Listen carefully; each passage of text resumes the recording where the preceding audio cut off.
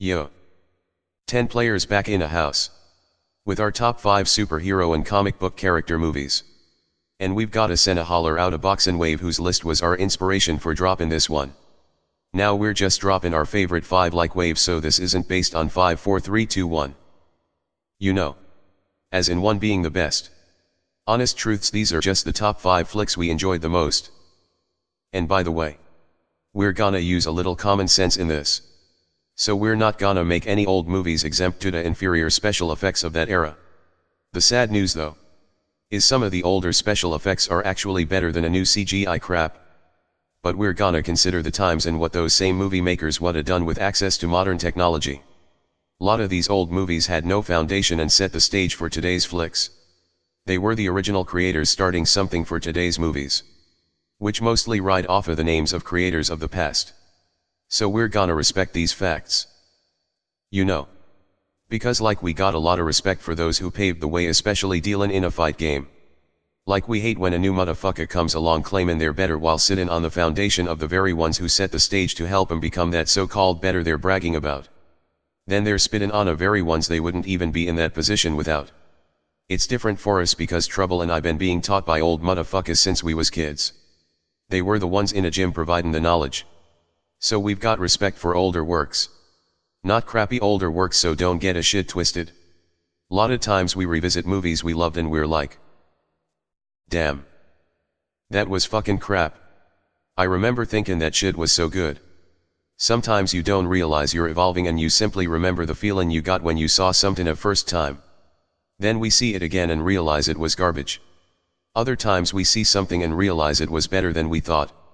Or notice the writing was vastly superior than today's. So it depends. But when it's decent work, we can clearly see set the foundation to what the film world is today. We can still appreciate it, even if the effects weren't that great. Not to mention there's a lot movie makers could learn from some of the older flicks. Some of them have substance they just can't pull off these days. Like West Side Story's still a best musical ever made in our book. Could have been made 2000 BC, we wouldn't give a fuck. That's just us. But hey. Enough of all that. Time to get shit crackin', so let's get to this list. Startin' with our first of 5. Which is what? The Dark Knight. Which had one of the best villains ever. Heath Ledger no doubt did a hella job playing a Joker, and we actually liked Christian Bale.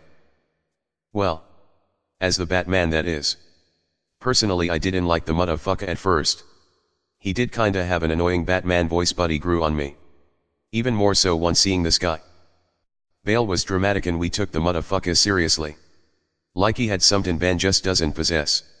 We certainly would have rather seen him in Justice League over this guy. I mean, Bale and Morgan Freeman just would have made the clown ass fucking movie a bit more respectable. For our next movie we've gotta go with Superman. The first one made with Christopher Reeves.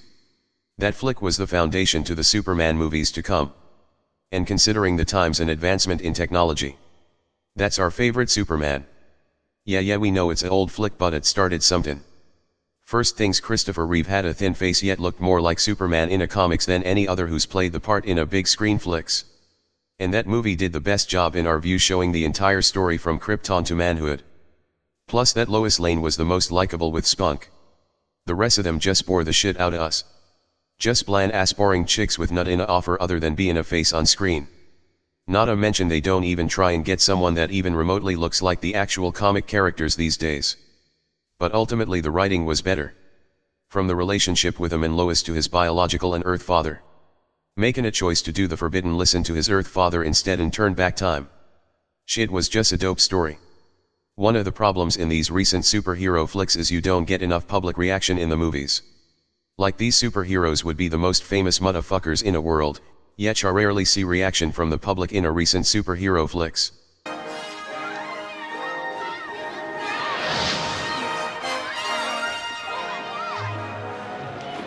What the? Oh, Superman! Gee! Everyone stand back, please. Stand back. It's all right. Nothing to get worried about.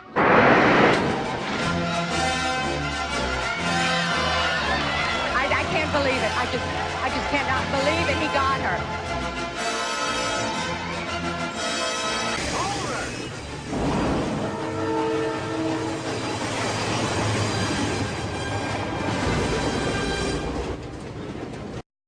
Yeah.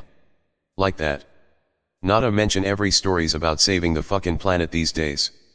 The crap's actually getting boring.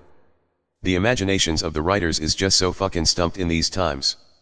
Like a simple good story would do. Like there's tons of great action stories where motherfuckers didn't have to save the entire fucking world. The first Lethal Weapon's still one of our favorite action flicks.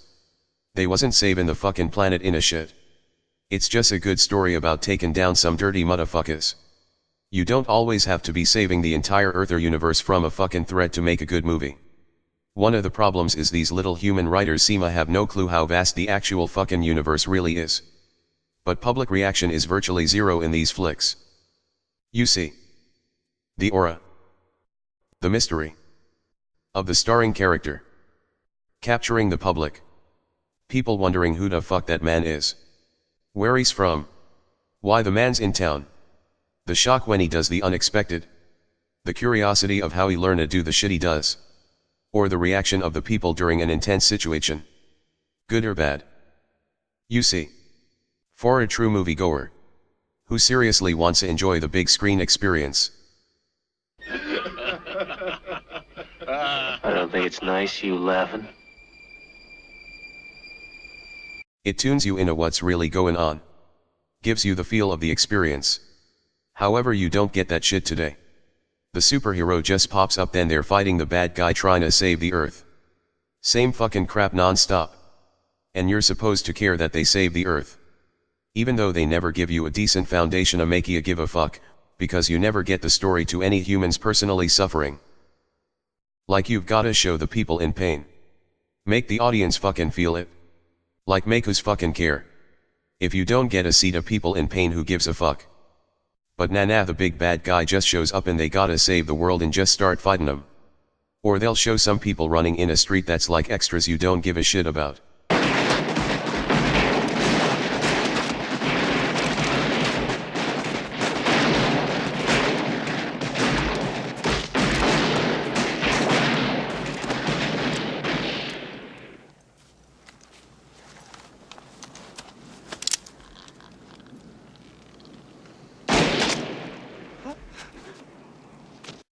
See.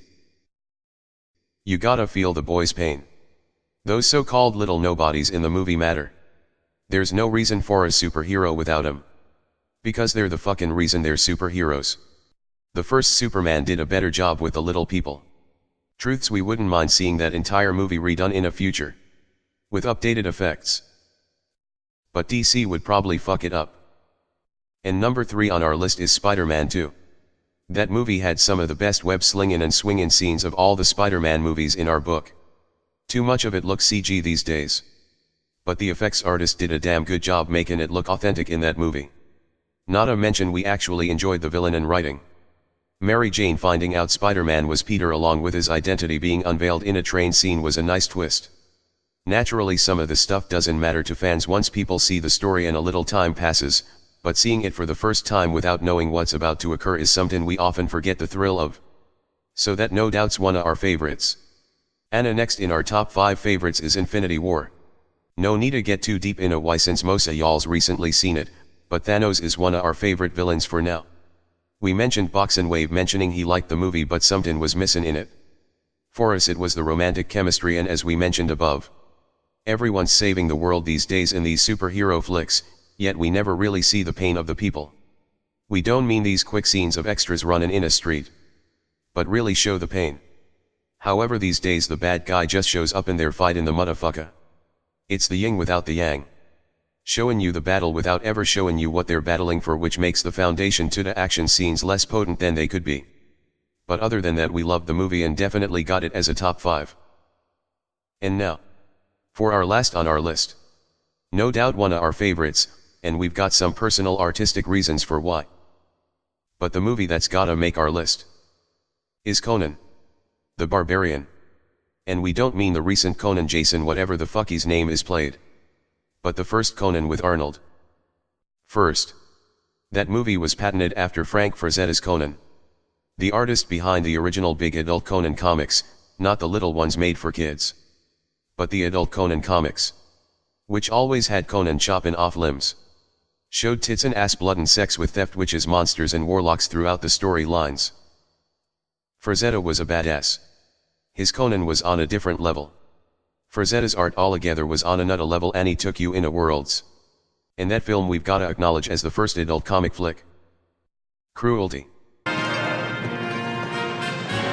Sex. Blood. Love. Torture.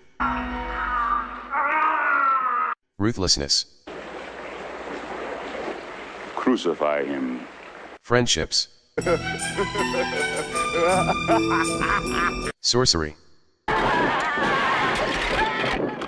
Comebacks. You. Revenge. And unlike The Force Awakens, actual fucking training.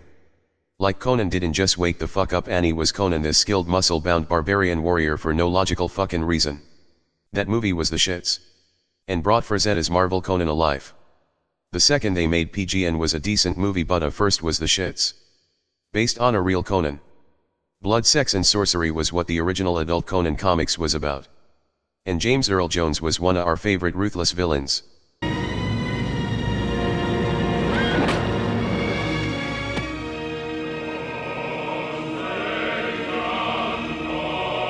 I mean, a motherfucker sliced off Conan's mom's head.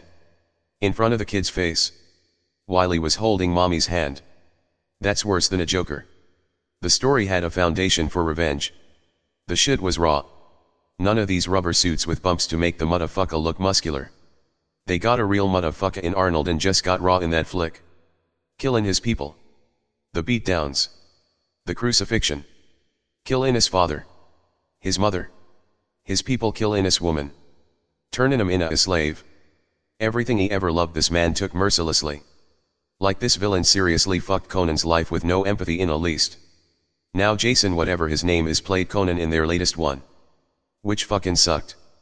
The ironies, he had the face that actually looked more like the comic version. Unfortunately he didn't have the fucking body to match it. And his story, action scenes and directing stunk. Just looked like a bunch of whack CG crap. He actually had a better, more suitable body for playing Conan in Justice League. Obviously he got bigger. But when he did Conan he just wasn't big enough physically. And a movie was stupid. That crap would have failed even if it was a TV series or Netflix movie. That movie was so fucking whack, we was expecting Xena to show up any moment. That bitch would be in a fight and do like 50 fucking flips for no fucking reason. You know, stupid fucking shit no real warrior would ever do. And she would have fit in perfectly in this movie. That's how bad it was. But the original with Arnold makes our top 5. And the biggest fuck up was not doing this movie. They shoulda got that shit done with the writers and directors of the original.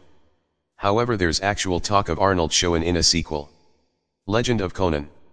As the return of an old Conan who was a former king. How true it is we don't know, and Arnold's kinda old these days. But he's supposed to be an old Conan. So who the fuck knows? According to Arnold. He loves the story. One thing we'll say about Arnold though. When he was doing movies. He put his 2 cents in and made sure he had the best writers and directors behind the film. He wasn't like The Rock just doing any stupid thing with no creative input. So we'll see. Anyway. That's our top 5 list.